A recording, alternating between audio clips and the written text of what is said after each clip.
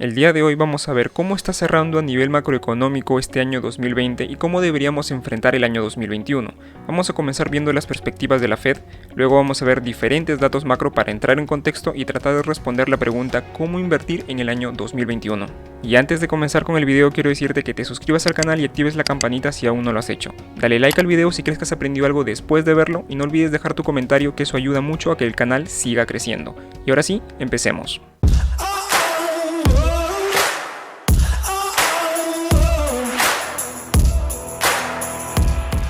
Vamos a comenzar con las perspectivas que ha tenido la Fed en su última reunión para este año 2020. Toda la información es información oficial de la Reserva Federal y la van a encontrar en el link que está abajo. Si quieren ver más detalles pueden entrar y ver los detalles.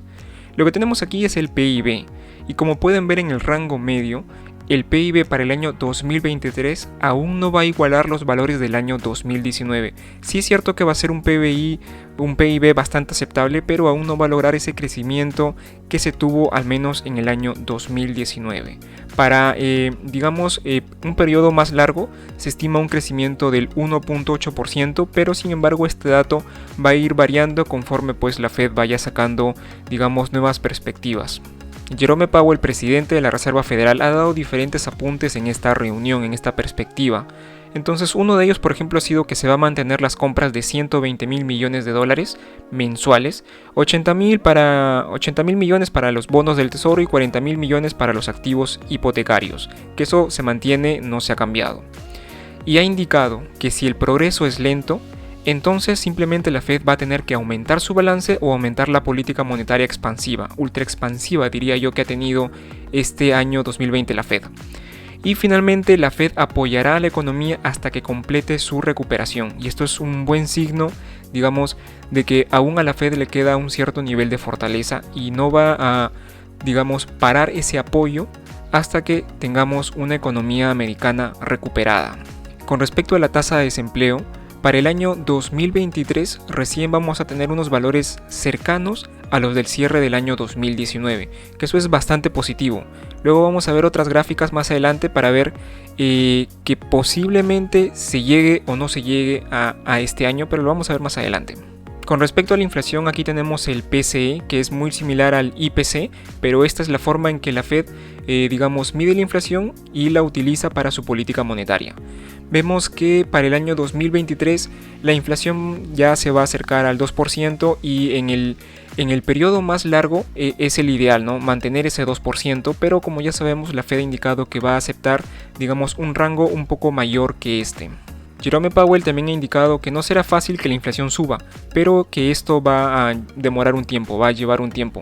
Pero más adelante también vamos a ver un poco más a detalle esto. Con respecto a las tasas de interés, aquí tenemos este gráfico que muestra los 17 votos que hacen los miembros de la Fed en el rango medio para ver cómo va a variar los tipos de interés año tras año. Por ejemplo, aquí tenemos que para este año 2020, los 17 miembros de la Fed indican que aún se deben mantener las tasas en los rangos actuales de 0.125%. Aún los 17 miembros esperan tener estas tasas. Para el año 2021 también se espera que las tasas se mantengan durante todo el año 2021 y son los 17 miembros quienes opinan esto. Para el año 2022 solamente un miembro ha opinado que se deberían subir los tipos al valor de 0.375. Y para el año 2023 ya son solamente 12 los miembros que han dicho que se deben mantener las tasas y 5 miembros los que deberían subirse. Entonces aquí ya podemos ver más o menos una perspectiva de que vamos a tener unas tasas bajas aproximadamente hasta el año 2021-2022 y mediados del 2023.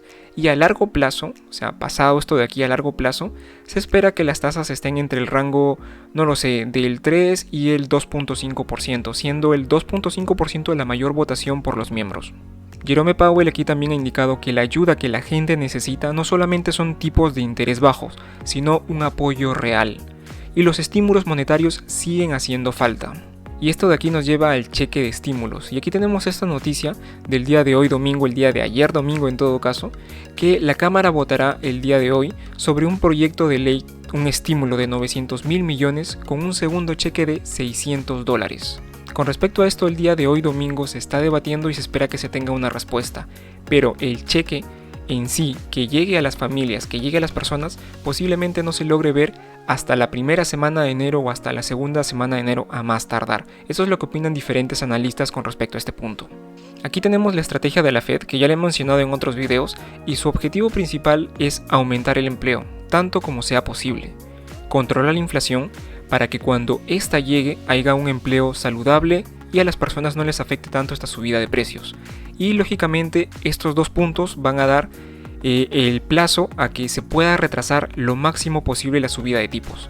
Este es el objetivo o esta es la estrategia que tiene la Fed: aumento de empleo, control de inflación y retrasar la subida de tipos tanto como sea posible hasta que la economía esté recuperada al 100%. Y ahora, ¿cómo está terminando este año 2020? Aquí vamos a ver diferentes datos macro, vamos a ver mucha estadística, creo que va a estar muy interesante. Si no se saltan el video hasta la siguiente parte. Tenemos aquí el primer gráfico, que es la tasa de ahorro, que ha llegado al 13.6% en el último dato que se tiene de octubre de este año, y podemos ver que aún es una tasa de ahorros bastante elevada, inclusive más elevada que en los periodos del año 2009-2010 de la crisis financiera y en las .com. Entonces aún tenemos un nivel de ahorro alto. Aquí tenemos el nivel de confianza, tanto de la Universidad de Michigan como el de la OSDC, y podemos ver que aún no hay una plena confianza por parte de la población, no hay una confianza plena en la economía, el sentimiento del consumidor aún no es bueno, pero tampoco es malo, está en un rango medio, está entre, digamos, los peores valores de la crisis y los mejores valores que se tuvieron en el año 2019, está por la mitad. Y ahora, con respecto a la inflación, aquí tenemos el índice de precios al consumidor y está a fecha noviembre de este año. Aquí les dije que íbamos a ver esto de aquí, porque quiero que vean este detalle que también ya lo he mencionado en otros videos. La inflación actualmente está en este valor del 1.2%, porque esta categoría de energía está en valores negativos. Y cuando esto comienza a subir, el valor o el puntaje que tiene, la ponderación que tiene la inflación, va a ser mucho mayor. Si es que ahorita tenemos estos valores de inflación bajos, solamente es por esta carga de energía, por este sector de energía que está en negativo por los bajos precios que tenemos actualmente.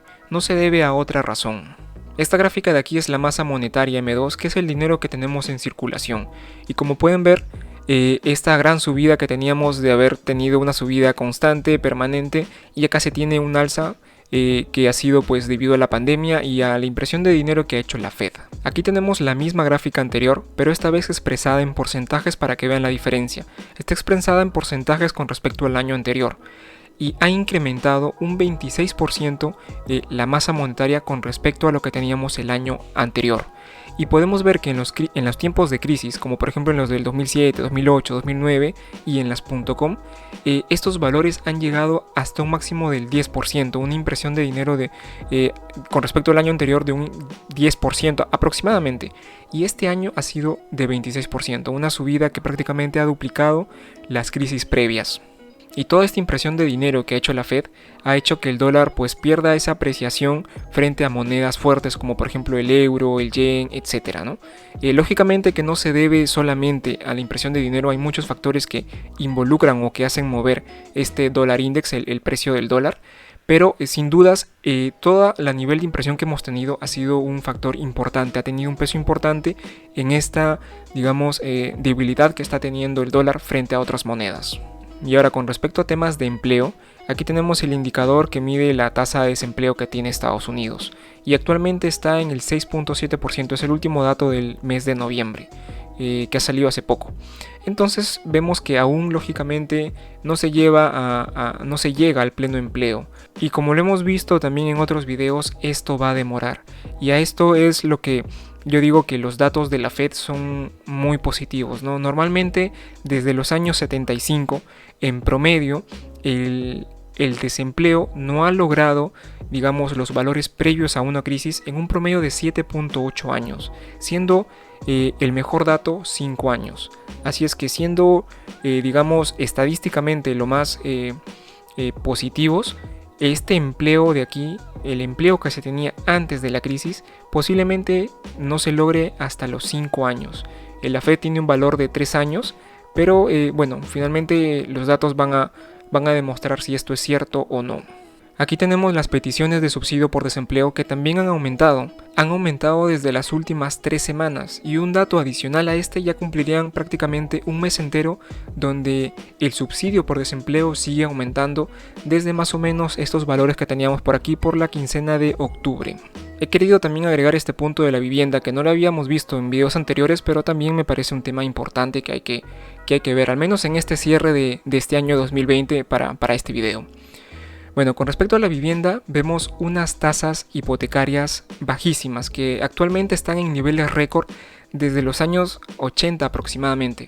Son unas tasas muy bajas. Lógicamente que esto es positivo porque las personas pues van a tener unas tasas hipotecarias, digamos, muy competitivas frente a años anteriores. Pero ¿qué está pasando? Pues también tenemos una baja oferta, ¿no? Tenemos un bajo inventario de casas en venta. No hay muchas casas en venta para ofrecer. Estados Unidos ahorita no tiene casas en venta para ofrecer, para vender. Y también está en niveles récord. Y esto de aquí lógicamente es lo que ha ocasionado los altos precios de vivienda que se tienen actualmente. Aquí tenemos el cambio del año 2019 al año 2020, que ha habido un incremento del 9.1%, mientras que el año anterior, del año 2018 al año 2019, solamente ha habido un incremento del 5.5%. Esto quiere decir que prácticamente este año se han duplicado el incremento de los precios que han tenido las casas. E inclusive algunos valores han llegado a ser el 14% en algunos estados, ¿no? 14%, por acá tenemos 10%, 11%, entonces valores que en algunos estados que superan la media. Con respecto a los tipos de interés, ya sabemos que tenemos las tasas más bajas en lo que se puede, dentro de lo que es aceptable, dentro de lo posible. Estamos en las tasas más bajas, eso ya lo sabemos todos. Tenemos también un balance de la Fed que sigue creciendo. Actualmente está en los 7.2 trillones de dólares, 7.2 trillones de dólares americanos. Y lógicamente esto ha creado este déficit federal sin precedentes desde los años 1900 aproximadamente. Y un dato interesante que también quiero que vean aquí son los activos que tienen los bancos centrales, son la deuda que tienen los bancos centrales en relación a su PIB. Y es increíble los niveles de deuda que tiene, por ejemplo, países como Suiza o países como Japón. Bueno, Japón ya era algo que creo que lo sabíamos, ¿no? Pero son unos niveles bastante altos con relación al PIB, ¿no? 130%, por ejemplo, para el caso de Japón y 142% para el caso de Suiza. Son valores muy altos, ¿no? Y también cabe recalcar aquí, por ejemplo, el de euro, que está al 58% del PIB. Y lo que tenemos aquí es la deuda del gobierno de los Estados Unidos. La gráfica anterior era la deuda de los bancos centrales y esta es la deuda del gobierno, pero solamente de los Estados Unidos. Para que vean que creo que ya lo habíamos visto o que ya se sabía que esta deuda ha sobrepasado la deuda que se tenía en la Segunda Guerra Mundial, ¿no? Ya estamos con una deuda del gobierno por encima de la deuda de la Segunda Guerra Mundial, algo pues bastante increíble, ¿no? Aquí también tenemos el crédito y la deuda doméstica de los Estados Unidos, todo lo que con respecta a hogares. Es también del sitio oficial de la Fed de Nueva York esta vez, y está el dato sacado a noviembre del año 2020. Entonces también vemos unos niveles que siguen creciendo, han seguido creciendo con respecto al trimestre 2 con el trimestre 3 de este año 2020, ¿no? Y lógicamente que la mayor deuda está en los créditos hipotecarios. Esa es la mayor deuda que tiene, digamos, los hogares dentro de los Estados Unidos. Y aquí también tenemos esta hermosísima gráfica del IIF, es a 18 de noviembre del año 2020, que representa la deuda total medida como porcentaje del PIB. Tenemos una deuda récord global del 363%, es un récord a nivel global. Y tenemos, por ejemplo, también países como por ejemplo Japón, que ha llegado a una deuda del 633% del PIB. Vemos este gran porcentaje de aquí de deuda gubernamental y también del sector financiero. Esta gráfica de aquí nos da mucha información. Ya de por sí sabemos que, por ejemplo, invertir en el sector financiero de Japón no es una buena idea. Luego tenemos por aquí el Reino Unido con un 501%, igual vemos una gran deuda en el sector financiero y demás. Luego tenemos aquí la zona euro que llega al 416% con respecto a su PIB, Estados Unidos 384 y China 337. Y finalmente la India, que tiene una deuda muy baja con respecto a su PIB, 149%, es una deuda muy baja. Y quiero que vean aquí, en los últimos videos que hemos sacado de China, para que vean aquí ¿Cuál es la diferencia entre la deuda, digamos, del gobierno chino con la deuda del gobierno americano, ¿no? Podemos ver aquí una diferencia de pesos. Vemos aquí que hay más deuda corporativa en China del sector no financiero y hay una mayor deuda gubernamental en los Estados Unidos. ¿Cuál es la mejor opción? ¿Cuál es lo mejor aquí? Pues yo creo que finalmente el tiempo lo dirá, ¿no? Pero es una deuda, digamos, muy parecida. Muy parecida. Vemos acá, por ejemplo, a los Estados Unidos con respecto a los hogares más endeudado que lo que se tiene en China. Entonces, habría que ver qué es lo que nos da el tiempo, qué es lo que nos dice el tiempo. Pero esta gráfica nos da mucha información importante que si sabemos analizar un poquito más y vamos tras, digamos, de cada valor específico, nos puede ser de mucha utilidad. Y ahora aquí también he querido hacer un paréntesis. Acá tenemos la semana de acción de gracias de ventas online de los Estados Unidos. Posiblemente la semana más importante de los Estados Unidos con respecto a ventas online. Y podemos ver que tanto, por ejemplo, el Día de Acción de Gracias, el Black Friday, el Small Business Saturday o el Cyber Monday han sido mejores que el año anterior. Han sido un 21.4, 21.6, 30%, 14.9 mejores con respecto al año anterior. Y esto después de ver diferente estadística que sinceramente deja un poco de confusión, ¿no? Hemos visto, por ejemplo, que hay más desempleo. Hemos visto que hay un nivel de ahorro mucho mayor que en otros años. Hemos visto también que el tema de la confianza del consumidor aún no es tan alta y sin embargo hemos tenido estos valores. También sabemos que tenemos una gran deuda, así es que habría que ver qué hay detrás de toda esta información también, ¿no? ¿Cómo es que se han sacado todas estas compras? ¿Cómo es que se han hecho todas estas compras? ¿Ha sido al contado? ¿Ha sido al crédito? Sinceramente yo dudo que esto haya sido al contado. Estados Unidos es de mucho usar las tarjetas de crédito, así es que posiblemente todo esto de aquí sea deuda en tarjetas de crédito. Habría que ver también lógicamente el tema de la calificación crediticia que tienen estas personas que han solicitado o han hecho el uso de estas tarjetas de crédito para estas compras, etcétera. Había que analizar un poco más detrás de toda esta información de aquí, ¿no? Pero es increíble los valores récord que también se han obtenido con esta semana de acción de gracias. Y ahora con respecto a datos de la pandemia, que también es muy importante verlos, tenemos casos confirmados que han crecido en Estados Unidos, han crecido a cifras que no se tenían en los inicios de la pandemia. Es increíble. La Unión Europea también ha tenido unos altos valores, pero vemos que están bajando y nuevamente comienzan a subir. Entonces con respecto a estos casos confirmados podemos ver que también existe un crecimiento, ¿no? Igual por ejemplo aquí en el Reino Unido. Y con respecto a los fallecidos confirmados por la pandemia, también podemos ver aquí en Estados Unidos un crecimiento mayor del que se tenía al inicio de la pandemia, ¿no? Por abril más o menos. Y de misma forma Europa. Y ahora todas estas noticias de aquí con respecto a la pandemia, vacunas y todo, suele ser muy rápida, suele cambiar muy rápido. Así es que hay que estar atentos a diferentes cosas que suceden en este aspecto, ¿no? Por ejemplo tenemos esta noticia: Estados Unidos establece récord de casos y hospitalizaciones y muertes por la pandemia. La FDA autoriza la vacuna de Moderna, la segunda contra la pandemia. Y ya también sabemos que el día de hoy Moderna está, digamos, iniciando este proceso de distribución. Este domingo ya lo está iniciando para pues el tema de distribuir las vacunas en todos los Estados Unidos. Sabemos que el Reino Unido ha sido uno de los primeros en vacunar masivamente, ya son casi 140,000 personas las que han recibido la vacuna. Y también sabemos que la vacuna de Pfizer también ha comenzado en los Estados Unidos, siendo Florida el primer estado.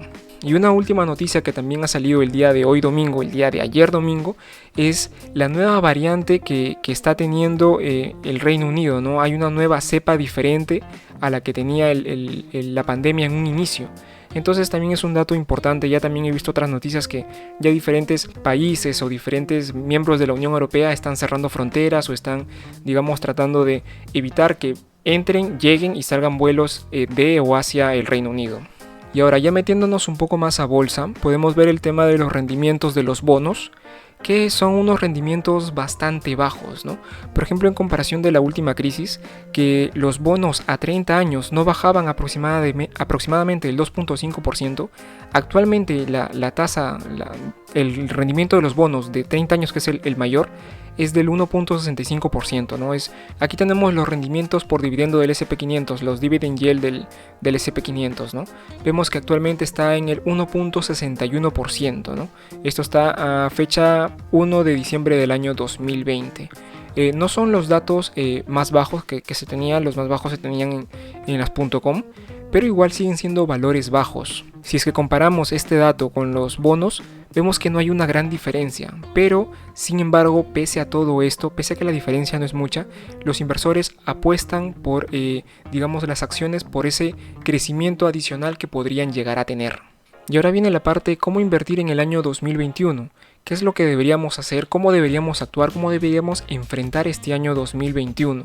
Todo lo anterior fue un preámbulo para poder llegar aquí. Tenemos aquí esta información de los forward pair del MSCI de diferentes economías.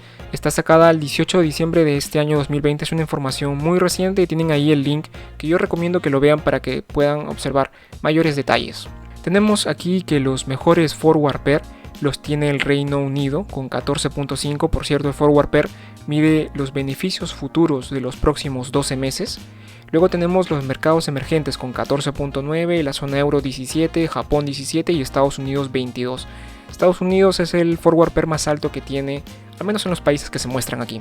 Y aquí tenemos la misma información pero con respecto al precio, ¿no? Para ver y observar el tema del retorno que ha tenido el precio desde el inicio de este año. De acá las gráficas que se van a ver aquí son a inicios de este año, ¿no?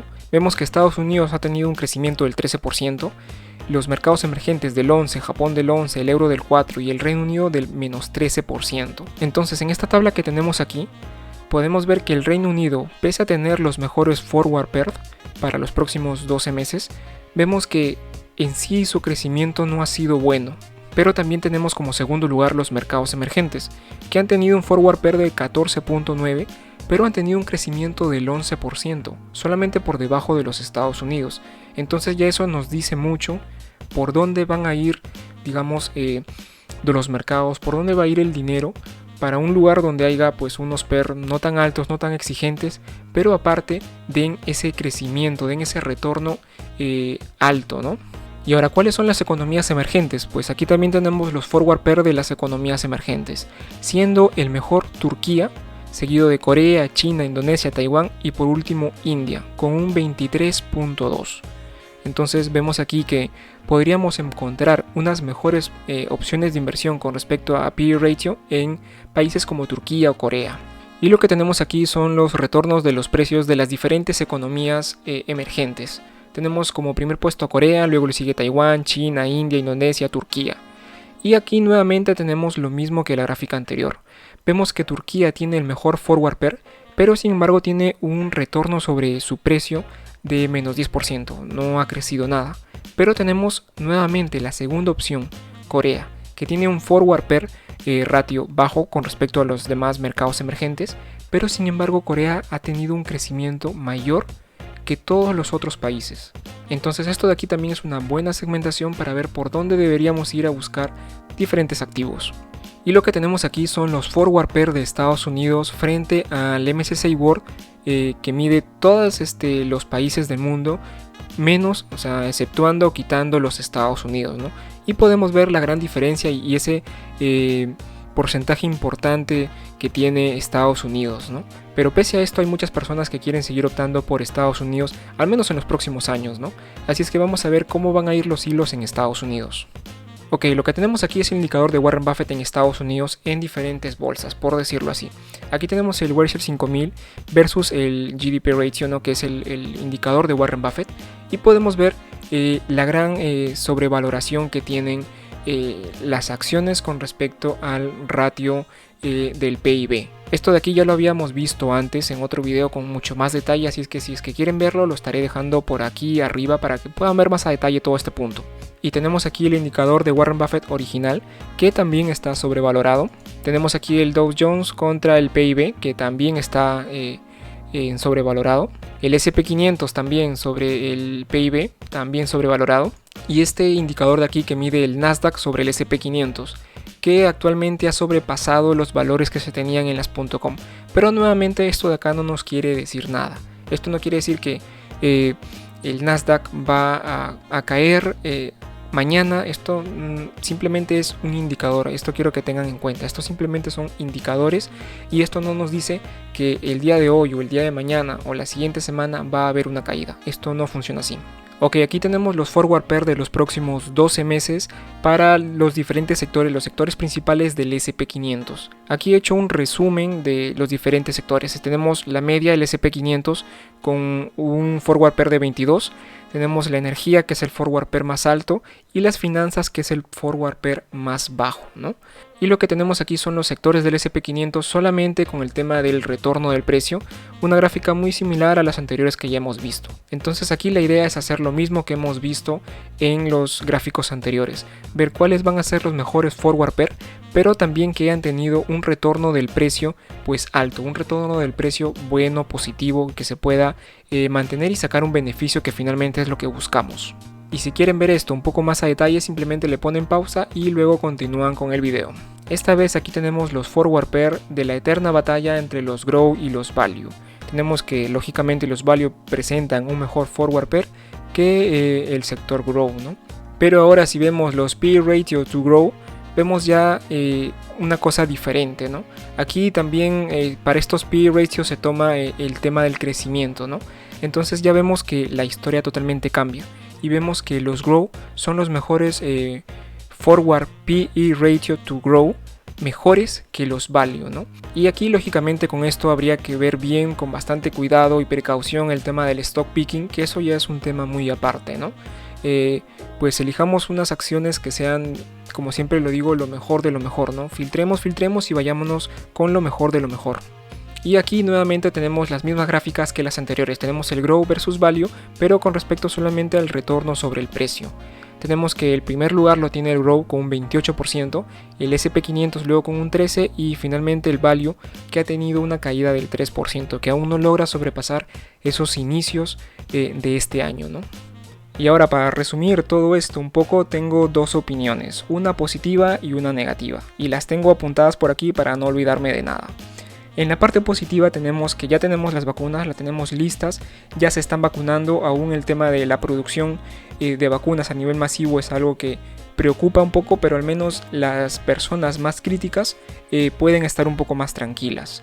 Tenemos también que ya va saliendo el segundo cheque de estímulos, esperemos que cuando estén viendo este video ya esté listo y solamente quede o esperar el tema que los americanos lo reciban, ¿no? Y finalmente que la Fed esté comprometida con el apoyo hacia la economía. Todos estos puntos de aquí son los valores positivos que generan, digamos, esa pequeña luz de esperanza, ¿no? Al final del túnel. Y luego tenemos la parte negativa, ¿no? Que tenemos los altos niveles de deuda, y esto es lo que preocupa a muchos. La alta deuda que está asumiendo en sí los gobiernos y cómo es que se va a pagar, ya que hay altos, digamos, niveles de apoyo por parte de los bancos centrales en diferentes partes del mundo. Esto no solamente sucede en Estados Unidos, sino está sucediendo en diferentes partes del mundo. Y finalmente esto genera un poco de complacencia, por decirlo así, ¿no? Y también tenemos unos bajos rendimientos, tanto en acciones y en bonos, que hace que muchos inversores pues miren hacia otro lado, ¿no? Ya no miren a Estados Unidos con los mismos ojos que se le veía antes, ¿no? Por eso muchos inversores están viendo, digamos, a otros mercados, se está escuchando de los mercados emergentes, etcétera, ¿no? Y bueno, que también siempre hay un riesgo de una subida anticipada de tipos y lógicamente también ponerle foco a los puntos de la Fed, ¿no? Que son el empleo, la inflación y los tipos de interés. Y ahora mi consejo personal de cómo afrontar este año 2021, pues simplemente hagan un buen stock picking. Ya hemos visto diferentes gráficas a nivel global. Vemos ya, como lo dije antes, por dónde se van los inversores, ¿no? Que ya dejan de ver Estados Unidos y comienzan a ver otros mercados, comienzan a ver Asia, comienzan a ver mercados emergentes. Entonces como que pareciera que por ahí van a estar los rendimientos, ¿no? Y simplemente debemos seguir lo que hacen los grandes. Si los grandes pues se van por ahí, pues nosotros también ir por ahí, ¿no? Finalmente esos son los capitales fuertes y son los capitales que hacen, digamos, crecer más rápido los activos. Y luego también ver el tema de la deuda, ¿no? Ver compañías que tengan muy poca deuda. Sabemos que ese va a ser el problema que se viene a futuro. Así es que ver empresas que controlen muy bien este tema, ¿no? Que aseguren tener una deuda baja y que lógicamente aseguren una caja futuro constante a largo plazo, ¿no? Y para terminar, traten de aprovechar al máximo la subida, lógicamente con mucha cautela, ya que nadie sabe cuándo va a terminar la fiesta. Saludos a todos y que tengan una excelente semana.